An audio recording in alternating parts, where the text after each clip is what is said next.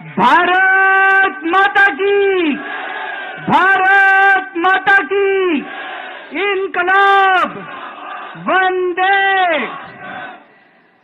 दोस्तों, माननीय supreme court ने मुझे 21 दिन की मोहलत दी थी। मैं तहे दिल से सुप्रीम कोर्ट का शुक्रिया अदा करना चाहता हूं, बहुत बहुत। उन्होंने चुनाव प्रचार करने के लिए मुझे ये मोहलत दी थी। 21 दिन कल पूरे हुए। अब यहां से मैं सीधा तिहाड़ जा रहा हूं। ये 21 दिन मेरे लिए बहुत विस्मरणीय है। मैंने एक भी मिनट खराब नहीं किया। रात दिन 24 घंटे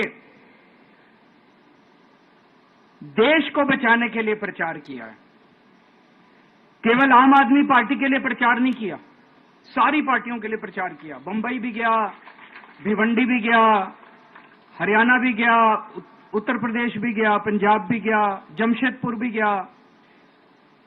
जहां मौका मिला, जहां जिसने बुलाया, उसी के लिए प्रचार करने के लिए गया, देश बचाने के लिए। मेरे सामने देश था। आम आदमी पार्टी इंपॉर्टेंट नहीं है, आम आदमी पार्टी सेकेंडरी है, पहली हमारे लिए देश है।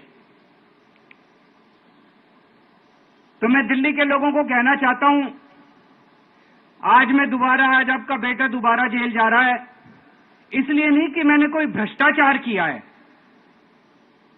इसलिए कि मैंने तानाशाही के खिलाफ आवाज उठाने की जरूरत की है। इस प्रचार के दौरान एक सबसे बढ़िया बात यह हुई कि सारे देश के सामने प्रधानमंत्री श्री नरेंद्र मोदी जी ने यह कबूल किया कि उनके पास मेरे खिलाफ रत्ती भर भी सबूत नहीं है। हम कहते थे ना, जब भी हमसे पूछा जाता था कि भाई ये कह रहे हैं 100 करोड़ रिश्वत ली, 100 करोड़ रिश्वत ली, वो 100 करोड़ कहां गया? 500 से ज्यादा जगह तुमने रेड मार ली, कहीं चवन्नी मिली हो, अठन्नी मिली हो, 1 रुपया मिला हो, कहीं हमने खर्च किया हो, कहीं कैश पड़ा हो, कहीं लॉकर में मिला हो, कहीं स्विस बैंक में मिला, कहीं चवन्नी नहीं मिली, तो पैसा कहां गया? तो एक टीवी चैनल के इंटरव्यू में उस टीवी वाले ने मोदी जी से पूछा कि प्रधानमंत्री जी, ये केजरीवाल चारों तरफ कहता घूम रहा है कि आपके पास उसके खिलाफ कोई सबूत नहीं है, आपके पास उसके खिलाफ कोई रिकवरी नहीं है, फिर आपने उसको गिरफ्तार कैसे कर रखा है? पता है प्रधानमंत्री जी ने क्या कहा? प्रधानमंत्री जी कहते हैं, मैं मानता हूं कि केजरीवाल के खिलाफ कोई सबूत नहीं है, मैं मानता हूं कि केजरीवाल के खिलाफ कोई रिकवरी नहीं है, क्योंकि केजरीवाल अनुभवी चोर है। चलो मान लिया मैं अनुभवी चोर हूं, तुम्हारे पास सबूत तो नहीं है, तुम्हारे पास रिकवरी तो नहीं है, तो यूं ही डाल दिया मेरे को जेल में, बिना सबूत के डाल दिया मेरे को जेल में, बिना रिकवरी के डाल दिया जेल में। देश के इतिहास में 75 साल में सबसे ज्यादा बहुमत से आई हुई सरकार है। एक बार 70 में से 67 सीट, दूसरी बार 70 में से 62 सीट, 55% से ज्यादा वोट शेयर। इतने भारी बहुमत वाली सरकार के मुख्यमंत्री को आपने बिना सबूत के जेल में डाल दिया। यही तो तानाशाही है कि जिसका मन करेगा मैं उसी को जेल में डाल दूंगा, जिसका मन करेगा उसी को जेल में डाल दूंगा। और पूरे देश को मैसेज दे दिया कि अगर मैंने केजरीवाल को फर्जी केस में जेल में डाल दिया तो तुम्हारी तो औकात ही क्या है, किसी को भी पकड़ के जेल में डाल दूंगा। इसी तानाशाही के खिलाफ लड़ रहा हूं मैं, और इस किस्म की तानाशाही अपने देश को बर्दाश्त नहीं है। भगत सिंह ने कहा था ना कि जब सत्ता तानाशाही हो जाए तो जेल जिम्मेदारी बन जाती है, सबकी जिम्मेदारी है जेल में जाना, इसके खिलाफ आवाज उठाना। भगत सिंह के चेले हैं। भगत सिंह देश को बचाने के लिए, देश को आजाद कराने के लिए जेल गए थे। भगत सिंह देश को आजाद कराने के लिए फांसी पे चढ़े थे, हम देश को बचाने के लिए जेल जा रहे हैं। इस बार जब जा रहा हूं, मुझे नहीं पता अब मैं कब वापस आऊंगा, मुझे नहीं पता ये क्या करेंगे मेरे साथ जेल में, लेकिन मुझे कोई परवाह नहीं है, जो मर्जी करें। अगर भगत सिंह फांसी पे चढ़ गए, मैं भी फांसी पे चढ़ने के लिए तैयार हूं।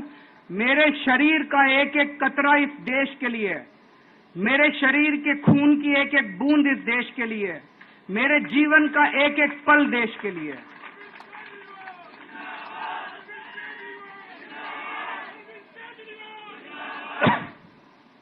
अभी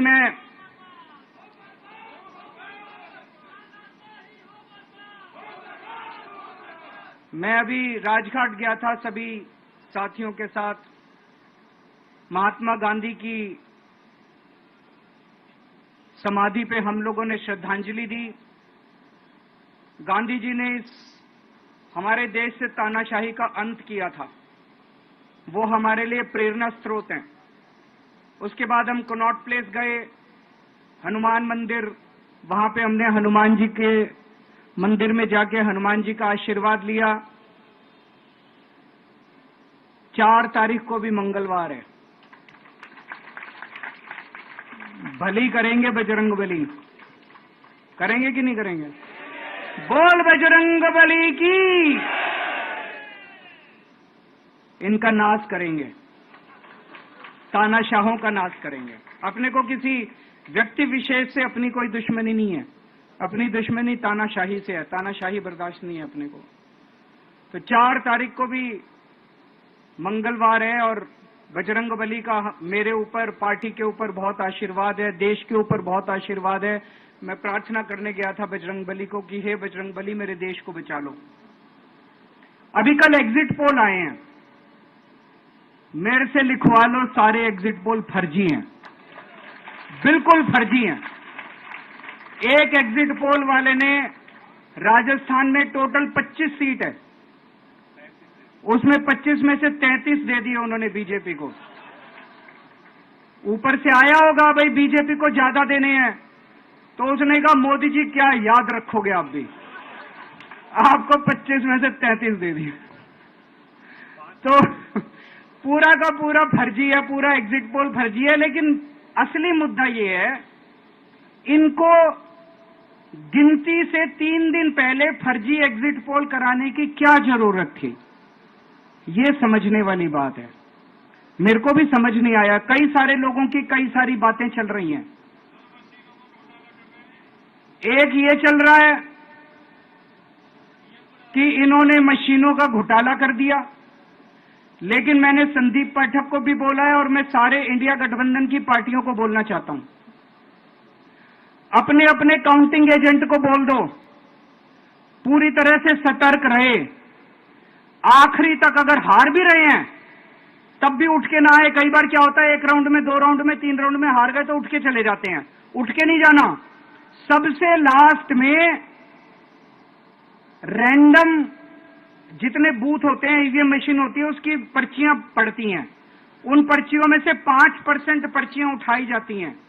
उन 5% ईवीएम की मैचिंग वीवीपैट की स्लिप से कराई जाती है। वीवीपैट पे जो स्लिप है उसकी काउंटिंग होती है, जैसे बैलेट पेपर की काउंटिंग होती थी, और उसकी काउंटिंग और ईवीएम की चेकिंग होती है दोनों की। एक भी मशीन अगर मैच ना करे तो वहां चुनाव रद्द कर दिया जाता है। तो अगर आपने ये चेकिंग कर ली वहां पे, तो इसका मतलब फिर ईवीएम का घोटाला हम बचा सकते हैं। फिर ईवीएम के घोटाला अगर कर रखा इन्होंने तो हम उसको एक्सपोज कर सकते हैं।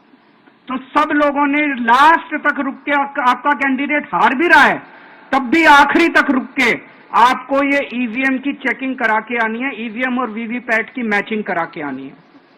एक थ्योरी ये चल रही है कि इन्होंने इतना ज्यादा सीटें इसलिए दिखाई क्योंकि इनके लोगों ने शेयर मार्केट में इन्वेस्ट कर रखा है, और कल जब शेयर मार्केट खुले तो बम्पर होगा, तो ये अपने शेयर बेच बाच के अब खुद तो निकल लेंगे। बाकी एक थ्योरी ये चल रही है कि अफसरशाही पे दबाव डालने के लिए अगले 3 दिन में अफसरों से उल्टे सीधे काम कराने के लिए एक माहौल बना दिया गया। भाई आ तो हम ही रहे हैं, तो हमारी बात मानो, उल्टे सीधे काम करो, काउंटिंग में गड़बड़ कराएंगे, सब कुछ करेंगे, लेकिन फिर से मैं कह रहा हूं, अपने को, अपने काउंटिंग एजेंट, एआरओ, सब लोगों को अपने को ट्रेन करके भेजना है और अपने को चौकन्ना रहना है। बाद में हम कहते रहे इन्होंने ये कर दिया, उसका कोई फायदा नहीं होगा, अभी अपने को चौकन्ना रहना है। एक छोरी ये चल रही है कि अगर इन्होंने कल ही कम सीट दिखा दी होती एग्जिट पोल वालों ने, तो हो सकता है कि इन दोनों के खिलाफ आरएसएस में और बीजेपी में कल ही बगावत शुरू हो जाती, 4 तारीख तक इंतजार ही नहीं होता, हो सकता है। तो कई सारी थ्योरी चल रही हैं, लेकिन अपने को सतर्क रहना है, चौकन्ना रहना है। मेरा अपना मानना है कि 4 तारीख को इनकी सरकार नहीं बन रही है। ये एग्जिट पोल से घबराने की जरूरत ही नहीं है, माइंड गेम है इनका, माइंड गेम खेल रहे हैं। आपको डिस्करेज करने के लिए, डिप्रेशन में डालने के लिए बिल्कुल नहीं जाना। आप उससे जाओ कि आप जीत रहे हो, आप अपने उस कॉन्फिडेंस से जाओ कि आप जीत रहे हो, और आखिरी तक आपको बैठे रहना है, किसी भी हालत में बैठे रहना है आपको। हमें हर एक को लड़ना पड़ेगा।